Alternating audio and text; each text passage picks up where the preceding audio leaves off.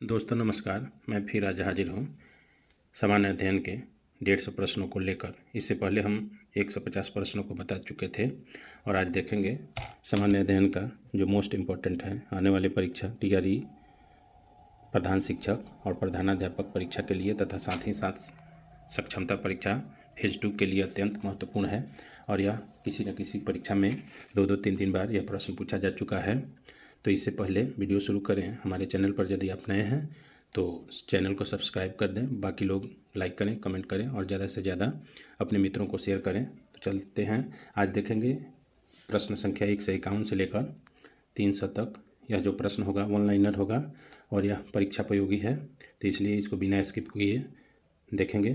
तो सबसे पहला है 151 से शुरू करते हैं जो कि 300 तक होगा। राजतरंगिणी का लेखक है, तो राजतरंगिणी का लेखक जो है कल्हड़ है। उसके बाद आता है अशोक के शिलालेखों की खोज टी पैंथलर ने 1750 में किया था। आगे बढ़ते हैं, अशोक के शिलालेखों को सर्वप्रथम पढ़ा। तो यह अति महत्वपूर्ण प्रश्न है, यह हमेशा पूछा जाता है परीक्षा में, कितने परीक्षाओं में आ चुका है। तो जेम्स प्रिंसेप द्वारा 1837 में सबसे पहले अशोक के शिलालेखों को पढ़ा गया था। आगे देखते हैं अशोक की मृत्यु कब हुई थी, तो 232 ईसा पूर्व में हुई थी। हरिसेन का इलाहाबाद अभिलेख जानकारी देता है, समुद्रगुप्त के बारे में जानकारी देता है। मौर्य वंश का अंतिम शासक था, तो मौर्य वंश का अंतिम शासक जो था बृहद्रथ था। उसके बाद है शुंग वंश की नींव किसने डाली, तो यह हो जाएगा आपको पुष्पमित्र शुंग द्वारा शुंग वंश का नींव पड़ा था। उसके बाद है भरौत स्तूप का निर्माण करवाया था पुष्पमित्र शुंग ने। उसके बाद है भारतीयों में आने वाला प्रथम यवन शासक डेमेट्रियस प्रथम था। उसके बाद देखेंगे आगे डेमेट्रियस प्रथम को किसने पराजित किया, तो यह हो जाएगा पुष्पमित्र शुंग। उसके बाद है पुष्पमित्र शुंग ने अश्वमेघ यज्ञ कराए थे, कितने बार कराया था, 2 बार कराया था। उसके बाद सातवाहन वंश की स्थापना किसने की, तो सिमुक के द्वारा किया गया था। 10 राज्य युद्ध लड़ा गया था, रावी नदी के तट पर लड़ा गया था। उसके बाद है भारत में सर्वप्रथम सोने के सिक्के जारी हिंद यूनानियों ने किया था। उसके बाद है शुद्ध सोने के सिक्के किसने चलवाए, तो कुषाण शासकों ने जो सोने के सिक्के चलवाए थे। सर्वाधिक स्वर्ण मुद्राएं जारी हुई गुप्त काल में, सर्वाधिक स्वर्ण मुद्राएं जारी हुई। शीशे के सिक्के चलाए जाते थे यह सातवाहनों के राज्य में। उसके बाद आगे बढ़ते हैं, चांदी का सिक्का सर्वप्रथम चलाया था समुद्रगुप्त द्वितीय ने। आगे देखते हैं, रुपये का सिक्का भारत में पहली बार ढाला गया किसके काल में, तो शेरशाह के काल में। आना का सिक्का चलाया गया था, आना 2 आना 4 आना जो होता है उसके बारे में कह रहा है, तो यह हो जाएगा शाहजहाँ ने। कुषाण वंश का संस्थापक कुजुल कुडफिसियस था, बुद्ध की बड़ी प्रतिमा बनी है कुषाण काल में। अगला है कुषाण वंश का प्रसिद्ध शासक था, तो यह हो जाएगा आपको कनिष्क।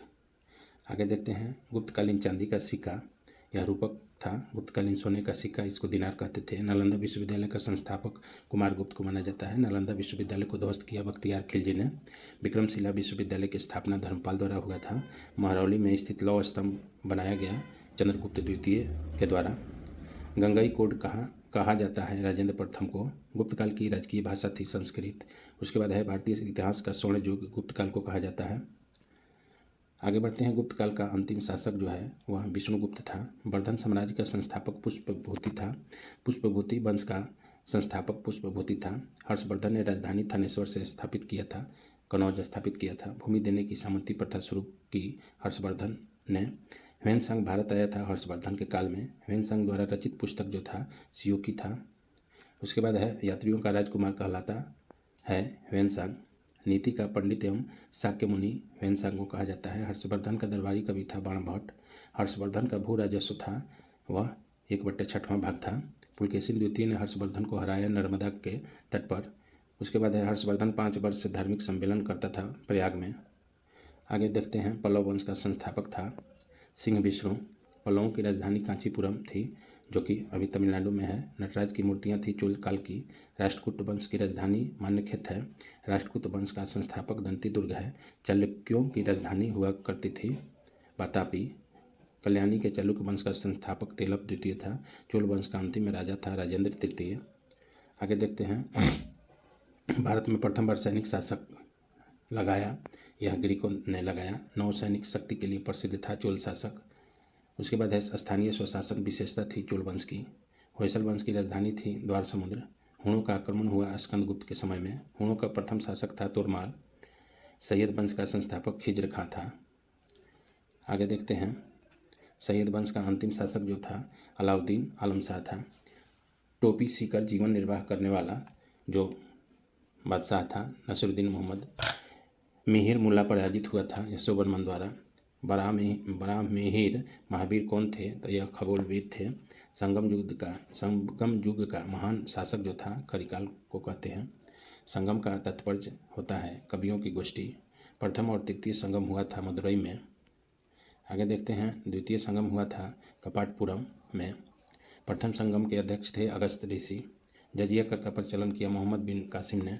अरबों ने भारत पर आक्रमण किया एम कासिम के नेतृत्व में, यानी मोहम्मद कासिम के नेतृत्व में। भारत पर आक्रमण करने वाला मुस्लिम तो मोहम्मद कासिम था। आगे है, मोहम्मद कासिम ने भारत पर आक्रमण किया था 712 ईस्वी में। गजनवी द्वारा भारत पर आक्रमण हुआ 1001 ईस्वी में। महमूद गजनवी ने भारत पर आक्रमण किया था, 17 बार किया था। महमूद गजनवी का महत्वपूर्ण आक्रमण सोमनाथ का मंदिर पर था। सोमनाथ मंदिर पर आक्रमण हुआ था 1025 ईस्वी में। तराइन का प्रथम युद्ध हुआ था 1191 ईस्वी में। तराइन का द्वितीय युद्ध हुआ था 1192 ईस्वी में। मोहम्मद बिन तुगलक ने राजधानी दिल्ली से दौलताबाद किया। तैमूर लंग ने भारत पर आक्रमण किया था 1398 ईस्वी में। जौनपुर नगर का संस्थापक फिरोज शाह तुगलक ने। हैदराबाद स्थित चार मीनार बनवाया कुली कुतुब शाह ने।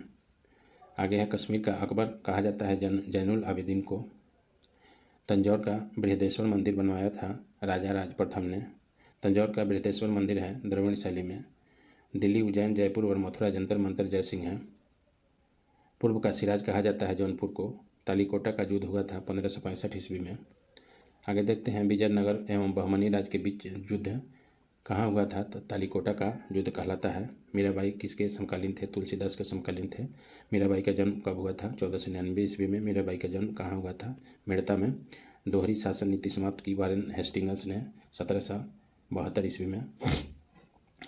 नेक्स्ट है, रानी लक्ष्मीबाई को अंतिम युद्ध लड़ना पड़ा था ह्यूरोज से। अनुशीलन समिति की स्थापना बारिंद्र घोष व भूपेंद्र दत्त के द्वारा हुआ था। अनुशीलन समिति की स्थापना कब हुई थी? तो 1960 में कोलकाता में हुआ था। भक्त तुकाराम किसके समकालीन थे? तो यह जहांगीर के समकालीन थे भक्त तुकाराम। गुलाम वंश का संस्थापक कुतुबुद्दीन ऐबक को 1206 ईस्वी में हुआ था। दिल्ली का पहला मुसलमान शासक कुतुबुद्दीन ऐबक था।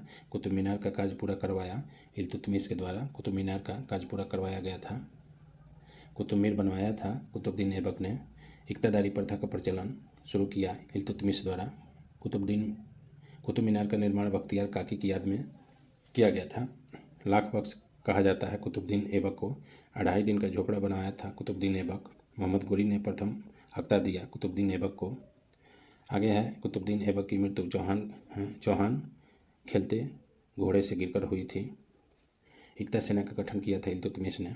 दिल्ली की गद्दी पर पहला अफगान शासक जो बैठा हुआ था बहलोल लोदी। दिल्ली सल्तनत की राजधानी थी दिल्ली सल्तनत की राजभाषा जो थी फारसी थी। दिल्ली सल्तनत का अंतिम शासक था इब्राहिम लोदी था। गुप्तचर विभाग को संगठित किया अलाउद्दीन खिलजी ने। दुअप्सा तथा सौपसा मनसबदारी शुरू की जहांगीर ने। चांदी का टका एवं तांबे का सिक्का चलवाया इल्तुतमिश ने। शुद्ध अरबी सिक्के जारी किए इल्तुतमिश ने। चंगेज खान ने भारत पर आक्रमण इल्तुतमिश के शासनकाल में किया था। कुतुबुद्दीन ऐबक का मकबरा है लाहौर में। मोहम्मद बिन तुगलक का मूल नाम जूना खां था। सन की सुल्तान कहा जाता है मोहम्मद बिन तुगलक को। इसको पागल बादशाह भी कहा जाता है। भारत में सांकेतिक मुद्रा का प्रचलन मोहम्मद बिन तुगलक ने कराया था। इब्न बतूता भारत आया था मोहम्मद बिन तुगलक के समय। इब्न बतूता कहाँ का था? मोरक्को का रहने वाला था। मीनाक्षी मंदिर स्थित है, मदुरई में स्थित है मीनाक्षी मंदिर। उसके बाद है आपको गोमतेश्वर की मूर्ति स्थित है कर्नाटक में। हम्बुराबी कहाँ का शासक था? बेबीलोन का। अलीनगर की संधि हुई थी 1757 ईस्वी में। घोड़ा दागने और हुलिया बदलने की प्रथा यह शुरुआत किया था अलाउद्दीन खिलजी के द्वारा। तो दोस्तों यह था आज का 150 वन लाइनर क्वेश्चन और आंसर। आगे देखेंगे नेक्स्ट वीडियो में। आज जो था वह 151 से 300 तक प्रश्नों का यानी 150 प्रश्नों का यह समेकित सार था। तो यह वीडियो आपको कैसा लगा? जो हमारे चैनल पर नए हैं वे सब्सक्राइब कर दें, बाकी लोग लाइक करें, कमेंट करें और ज़्यादा से ज़्यादा शेयर करें। मिलते हैं नेक्स्ट वीडियो में, तब तक धन्यवाद।